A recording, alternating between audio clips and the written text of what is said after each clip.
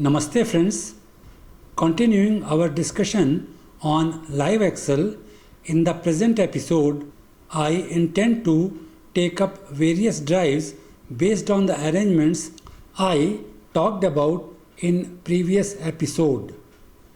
These were number 1, arrangement with springs taking up all the forces. Number 2, arrangement where torque reaction is taken up by separate member. Number 3, arrangement where torque and thrust are taken up by separate members. And number 4, arrangement where springs taking up only the weight of the vehicle, different members take up torque, thrust, drag reactions, etc. Hotchkiss drive is one such design where springs take up all the forces as mentioned under the arrangement at serial number 1. It is most commonly used drive. To understand it, let us refer to the diagram. Leaf springs S are bolted to the axle casing AC. In the view shown, only one spring is visible. The other one is exactly behind it and therefore is not visible. Bracket B is used to fix the front ends of springs on the frame of the vehicle. It is not a flexible joint. The other end is fixed with the help of a swinging link SL so that joint is flexible and can take up the deflection of spring. Torque reaction causes the flexing of spring as shown with different color in the diagram. Brake torque also causes the flexing but in opposite direction. Bracket B will be transmitting drive thrust or brake drag to springs causing their deflection. Because of flexible joint on the rear side, this becomes possible. The flexible joint on rear side makes possible the variation in curvature of spring when it is deflected. Under the brake torque, when springs are deflected, axle tends to rotate upwards through a small angle. One thing that may be kept in mind is that the deflection of a spring has been exaggerated in the diagram. This was necessary for proper explanation. This shifts the axis of propeller shaft from OC to OD as can be seen. The propeller shaft experiences severe bending load in this situation. The universal joints at two ends of the propeller shaft take these up. Under drive torque, the deflection of springs occurs in the same manner, only difference being that it occurs in opposite direction. It may be observed from diagram that upward axle movement relative to vehicle frame is in an arc with circle at the axis of bracket B approximately. On the other hand, propeller shaft moves in an arc with center at C. As the two centers do not coincide, the distance between two joints of propeller shaft will vary. This variation will also be happening when the axle moves downwards. This makes necessary that propeller shaft is provided with sliding joint. If you can recollect, we talked about it while discussing the requirements of propeller shaft. In Hotchkiss drive, stiff springs are necessary to take up the torque reaction adequately. Due to this, comfortable ride may not be achieved. Comfortable ride can be achieved by modifying the design of Hotchkiss drive, where separate member takes up the torque reaction as mentioned under the arrangement at serial number 2. In the modified design, there is a separate member to take up the torque reaction. It is in the form of tubular shaft that encloses the propeller shaft. This member is rigidly secured to the axle casing. Its front end is connected to the frame of the vehicle through flexible joint such as shackle to take up the fore and aft movement of the axle. In another modified variant of Hotchkiss drive, torque and thrust are taken up by separate members as mentioned under arrangement at serial number 3. It has combined torque thrust reaction member. The springs in this design take up only vertical or lateral loads. Referring to the diagram, it may be observed that a tubular member TM surrounds the propeller shaft PS. It is fixed on the axial casing AC on one side. The other end is spherical in shape and fits in a cup C. Cup C is suitably fixed on the frame. The view has been sectioned to understand the inner details. Leaf spring S is connected to the axle casing through pivoted seat in the middle as shown and with frame through swinging links SL1 and SL2 on both ends. Again, only one spring is visible in the view because second spring is exactly behind it. What must come to your notice is that shackled joint is used on both sides to fix leaf spring S on the frame. This is done to accommodate the variation in camber upon deflection. Tubular member TM transmits thrust from the axle to frame. It will also take up the torque reaction.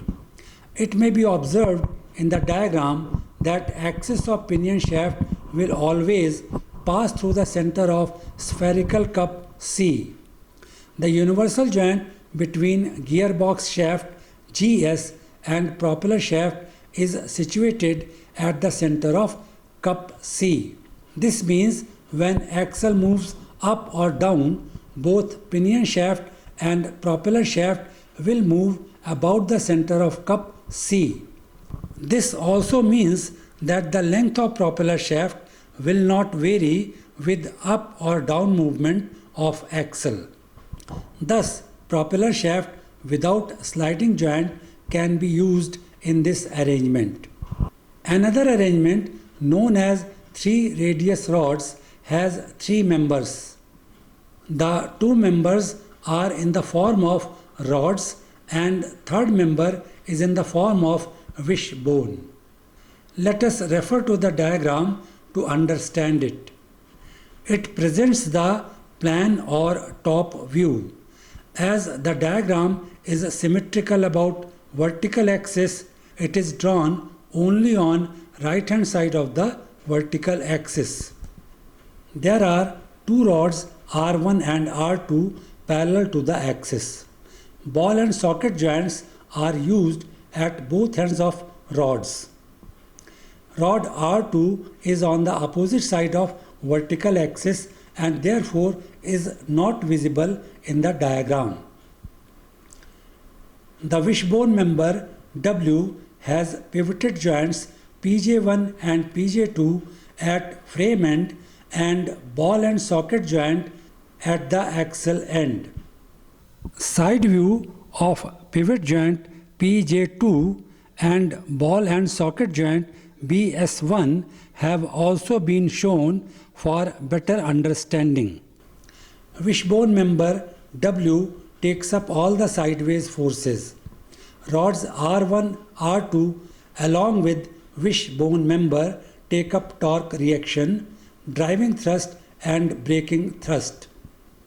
Torque is transmitted to frame through tensile and compressive forces. The driving torque reaction in clockwise direction will produce tensile force in wishbone member W and compressive force in rods R1 and R2. The brake torque does it other way round. It produces compressive force in wishbone member W and tensile force in rods R1 and R2. The loading on the axle can be understood by considering the following example.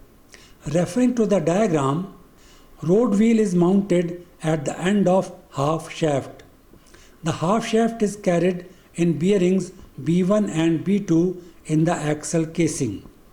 The vertical load L is applied to the axle through springs. There is a reaction of same magnitude but in opposite direction at the point of contact between wheel and ground as shown.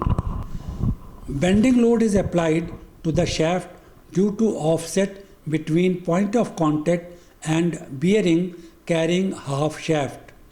Considering other forces, we have side load SL acting on the lower part of wheel as shown and load P acting on bearing B1 and its reaction in opposite direction at bearing B2. These form a couple. There is shear load on the shaft that causes the shear stress. The shear stress is constant between wheel and bearing B1 while bending moment varies. The combined maximum stress occurs at the outer edge of bearing B1 due to shear force and bending moment. Side load SL also applies bending load to the half shaft but in opposite direction. It remains constant up to outer edge of bearing B1 and will have equal and opposite reaction at bearing B2. Let it be represented by minus V. Therefore, the net load on bearing B2 will be P minus V. Similarly, total load on bearing B1 will be L plus P minus V. The half shafts are subjected to the following different loads. These are number 1 bending and shearing due to vertical load at the wheel. Number 2 bending stress due to couple formed because of side load SL on the wheel. Number 3 compressive or tensile loading due to side load SL, and number 4 driving torque. Referring back to the previous diagram, the maximum combined stress due to these loads occur on plane adjacent to outer edge of bearing B1 shown as XX. There are arrangements where wheel is fully supported on two bearings in the casing. The half shafts carry only the driving torque. This is termed as fully floating axle. There are several variants that are designed which are less complex, light and cost less.